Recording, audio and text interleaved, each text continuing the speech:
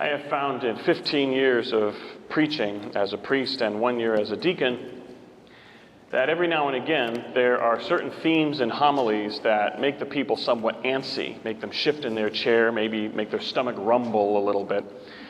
One of them is if a homily is corrective in any way. I mean, after all, people don't like to feel as if they're doing something wrong.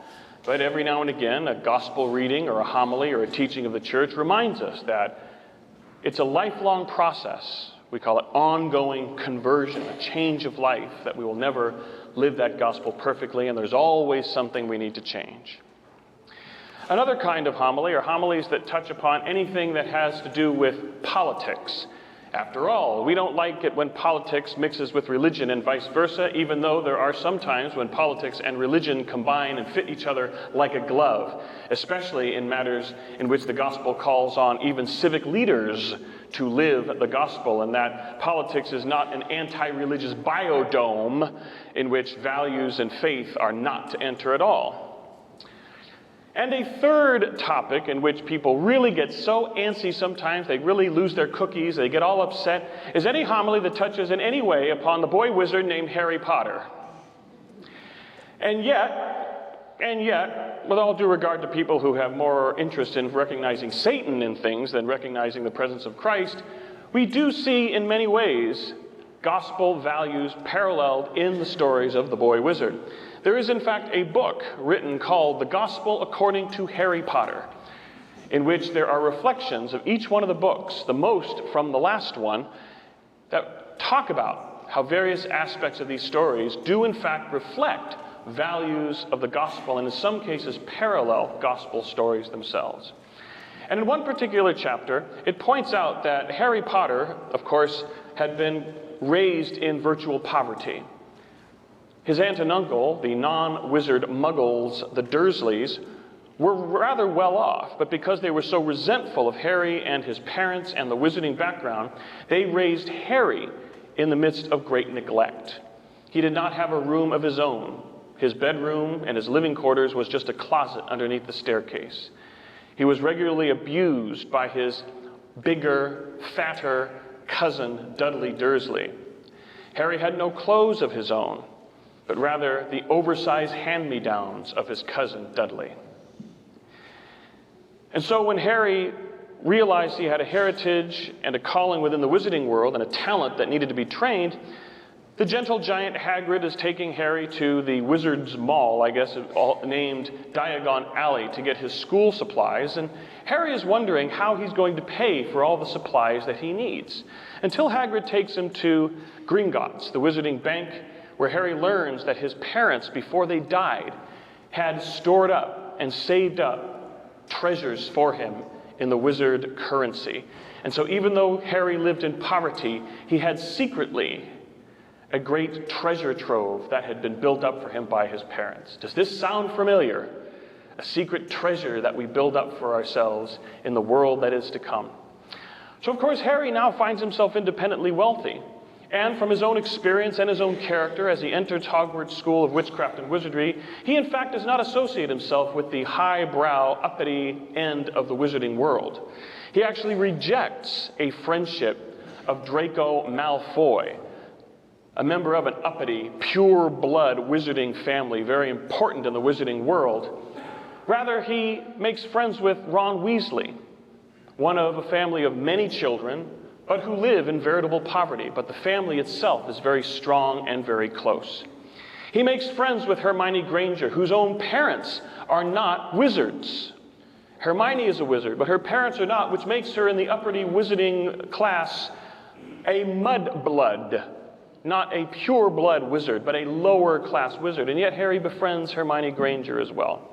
He befriends Neville Longbottom, a chubby, rather clumsy, rather lacking in self-confidence young wizard. Becomes friends with Neville when the other wizards make fun of him and kind of chide him and play dirty pranks on him. And even to the house elves, who are a class of elves that their purpose is simply serving the wizard families, They think very highly of Harry because he doesn't treat the house elves as second-class citizens, but in fact tricked one, Dobby the house elf, his owners. Harry tricked them into freeing Dobby, after which Dobby the house elf was completely dedicated to Harry, who was his savior, who had saved him from veritable slavery. And all these friendships that Harry had made from the outskirts, the fringes, the lower classes, dare I say, the poorer of the wizards, becomes an empowering friendship. And as you continue on in the stories, each of these friends that Harry makes engage in a certain degree of heroism in the face of the great evil that must be faced by the end of the series. Dobby sacrifices himself, gives his life to save Harry and his friends. Neville Longbottom, when the evil takes over the Wizarding Society and takes over Hogwarts, Neville leads an underground movement of good wizards to kind of rebel against the evil that is running Hogwarts. And Hermione and Ron help Harry in destroying the various objects that are at the heart of the power of the evil. And each one engages in their own, even independent act of heroism because of the empowering friendship of Harry Potter. Again, does this sound familiar? This is nothing new to the gospel message, and it is something we are reminded of in today's second reading, in which St. James, in his epistle, reminds the people, when you have someone who comes into the assembly dressed in gold and jewels and finery, do not show partiality to that person over and above someone who comes in dressed in poverty. But God shows no partiality to anybody, and in fact, Christ shows a preference for those who are poor. But even for Christ, this is nothing new. Christ is merely reiterating, recertifying, exemplifying the command that Moses gave his own people from God himself in the law of Moses, in which God says, you are to show a particular care to the poor, the orphan, the widow, and the foreigner. Because, as he reminds them, remember, you too were once slaves and foreigners in the land of Egypt. It's one of the most consistent teachings from the Old Testament to the New Testament, and we see examples of it in many of the lives of the saints, and St. James reminds us of it in the second reading today. But St. James is one who not only reminds us of this, but he's one who can be a bit of a firebrand. I think if St. James were to give a parish mission here at St. Rose of Lima, it would not be very well received or very well liked, because St. James is calling the people out on their deficiencies. So in today's second reading, not only is he reminding them of this principle, but he's reminding them of it, no doubt, because they were lacking in it. And he was calling them out and saying, this is what's going on in the community. You are showing partiality. And we must remember that we must not show partiality to the well-to-do, but always include and perhaps give a preference to the poor. This, of course, is nothing new, in which we see the basic message that we've seen from the very beginning of the ministry of our Holy Father, Pope Francis, who says, I would like to see a church that is poor and is for the poor. And like the various messages or sermons or homilies that make people feel a bit antsy, people feel a bit antsy about the message of the Pope. Just as people got a little bit nervous, the Pharisees certainly had their stomachs turn when Jesus was associating with the poor, the foreigner, and especially the sinner. And in the same way, people can sometimes be a little uncomfortable with the message of the Holy Father, but he continues to remind us of that our primary concern must always be for those on the peripheries, on the outskirts, the poor, the widow, the orphan, and the immigrant. That is, of course, a very hot topic, socially and politically these days, as we see our political campaigns heating up. People like Donald Trump and other campaigners talking about the issue of immigration here in this country. And it's something to be reminded of as a people. I'm not saying we should be a lawless country, and the Church's teaching is that all countries have a right and a duty to protect their borders. But when it comes to people in need and who we serve as people in need, we have to remember that as followers of Christ, as Christians, whether a person, an immigrant, is legal or illegal, documented or undocumented, frankly, is not our problem. That's the government's problem. And they'll figure it out over time, hopefully. We are called to always serve those in need. Now, one might say, well, wait a minute, Father, what if they happen to be committing a crime? Well, folks, let's face it. If they're committing a crime, I would hope we would also turn in the citizen, let alone the immigrant who commits a crime. But when it comes to those in need, there is no classification. We are called to serve those in need, to reach out to those on the outskirts. And our Holy Father reminds us of that, and will remind us of that during his visit to the United States. I heard news this last week, true or not, I don't know, but it fits the theme of this homily well enough, that when he celebrates Mass in Washington, D.C., at the Shrine of the Immaculate Conception, our patroness in the United States, it will be a Mass that is celebrated in Spanish. Now, some people, of course, have gotten a little antsy. Their stomachs are turning. They're saying, wait a minute, what country do you think this is? And granted, they do have a point in forgetting the rest of his visit, most of which is probably going to be in English. He is going to have this Mass in Spanish to remind us of the heritage of immigration in this country and the large number of Spanish-speaking immigrants that we have. And let's face it, folks, we may get a little upset because we're an English-speaking society, but because the world has gotten so small over the last few decades, I think it is safe to say that in this country, especially if you're a current student, you are educated, you're considered educated if you speak a second language, or at least have studied it extensively. I say Mass in Spanish, but I don't speak Spanish. I do the best I can. I studied it for 16 years, but never did pick it up. But I did study it for a number of years.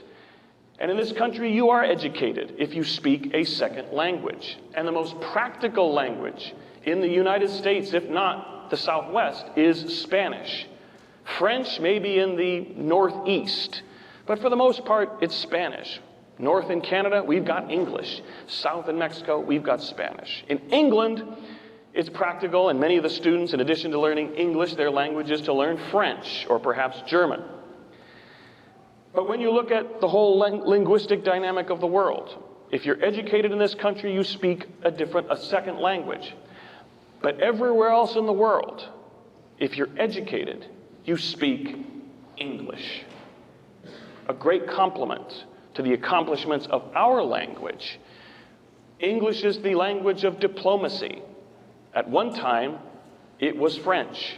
Now it is English. English is the language of commerce. English is the language of the educated, where at one time it was Latin. If you were educated, you spoke Latin. Now you speak English everywhere else in the world. But where we already speak English, if you're educated, you at least have a working knowledge or have taken some courses in another language. And the Holy Father hopefully will remind us of that as a people, as a nation, when he comes to celebrate Mass in Spanish, to remind us that we are called to be good to the poor, the widow, the orphan, and the immigrant.